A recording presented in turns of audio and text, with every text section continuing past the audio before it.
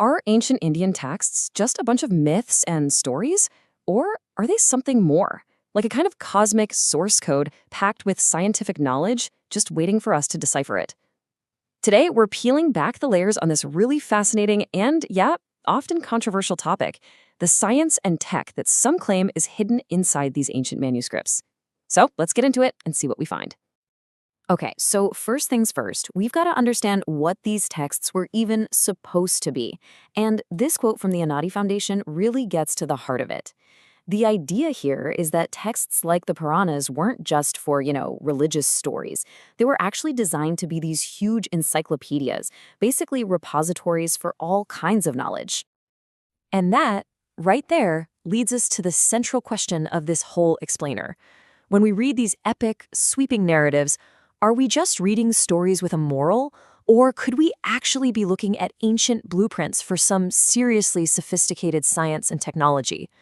It's a question that, believe me, sparks a ton of debate. So, here's our game plan for today. First, we'll look at the idea of these texts as whole knowledge systems. Then, we'll dive into the surprising link between the Sanskrit language and AI. After that, we'll explore the personalized medicine of Ayurveda, wade right into a very modern controversy, and finally, talk about the race to preserve the source code itself. First up, trying to grasp the sheer scope of these ancient works. The whole perspective here is that we need to look past the idea of mythology and see a real, structured attempt to catalog the entire known world. According to sources like the Anadi Foundation, the Puranas were just incredibly comprehensive. We're not just talking about stories of gods and demons. They supposedly had detailed sections on, well, everything. From how to build temples and run a government, to geology, medicine, and the principles of yoga. The idea is that they were meant to be these holistic guides to life and society. Okay, now let's move on, because this next part is one of the most intriguing and academically discussed connections out there. We're talking about the link between the ancient language of Sanskrit and the super modern field of artificial intelligence. So at the heart of this whole thing is the work of an ancient grammarian named Panini. Way back in the 5th century BC, he created this grammar for Sanskrit that was, well, it was less like a rulebook and more like a highly sophisticated machine. It's this formal system with almost 4,000 algebraic rules that can generate any valid word or sentence with total mathematical precision. Seriously, people have described it as a kind of computer program for language. And this slide right here perfectly illustrates the core of the argument. So on the left, you've got a traditional Sanskrit grammatical breakdown of a simple sentence, and on the right, that's how a modern AI system, using what's called a semantic net, breaks down the exact same sentence. Just look at the structure. Both systems pull out the action, going. They identify the agent, John, and they specify the context. The underlying logic is just strikingly similar. So don't just take my word for it. This is a quote from a paper published by the Association for the Advancement of Artificial Intelligence. And what it says is that it's remarkable that these two systems, separated by thousands of years and completely different cultures, both landed on ways to represent language that are, and I'm quoting here, not only theoretically equivalent, but close in form as well. That's a pretty powerful parallel. All right, from language as a kind of code, let's turn to another major knowledge system, Ayurveda. We often think of it as just herbal medicine, but its foundational texts actually describe something that sounds a lot like what we call personalized medicine today. According to the RGUAUS Journal of Irish Sciences, the classic Ayurvedic texts give doctors a very clear command. You can't just use a one-size-fits-all approach. Nope. The treatment has to be adjusted for the place, the season, and most importantly, individual variation. So even when doses were put into general categories, the final choice was always meant to be tailored specifically to that one patient's unique needs and constitution. And that's really the key thing to get here. In the Ayurvedic system that's described in these texts, personalization isn't some advanced technique or an afterthought. It is the absolute foundation of the entire medical philosophy. The individual person is the starting point for absolutely everything. So far, we've been looking at claims that have some pretty interesting academic comparisons. But now we have to pivot.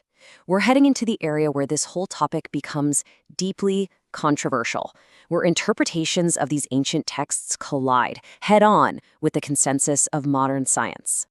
This quote was reported by The Guardian, and it's from a speaker at the very prestigious Indian Science Congress. The speaker, who was a university vice-chancellor, is talking about a story from the epic Mahabharata. and he's claiming it's not a metaphor, but a literal record of ancient stem cell research and IVF technology. Well, the reaction from the scientific establishment was swift, and it was pretty clear.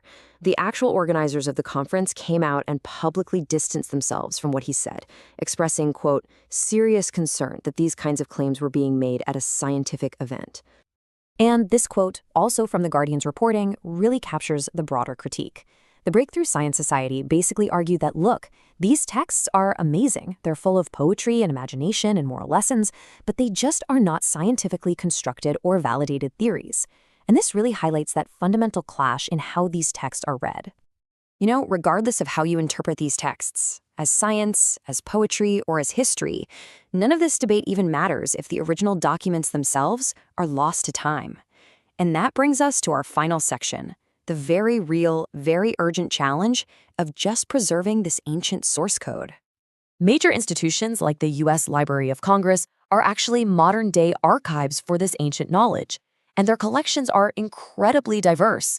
They hold hundreds of Sanskrit manuscripts, and it's not just one type of text. It's everything from works on religious law to hymns for deities to super detailed guides on rituals that date all the way back to the 1600s. They've even got a manuscript copy of the Bhagavad Gita from 1729. Every single one is a tangible link to our past. But here's the problem. What's been saved in these big libraries is just a tiny fraction of what's out there. There are thousands, maybe hundreds of thousands, of manuscripts scattered all over the globe, a lot of them in private collections or small archives. And there they sit, unstudied, undigitized, and at risk of literally decaying into dust. Their potential knowledge, whatever it might be, just lost forever. And so, that leaves us with this final thought. Whether we're looking at the formal logic of Sanskrit, the personalized approach of Ayurveda, or the more fantastical claims from the epics, we are left with a huge challenge. As we work to preserve and decode these ancient texts, the biggest question of all is still there. How do we draw the line between timeless wisdom, verifiable history, and powerful myth?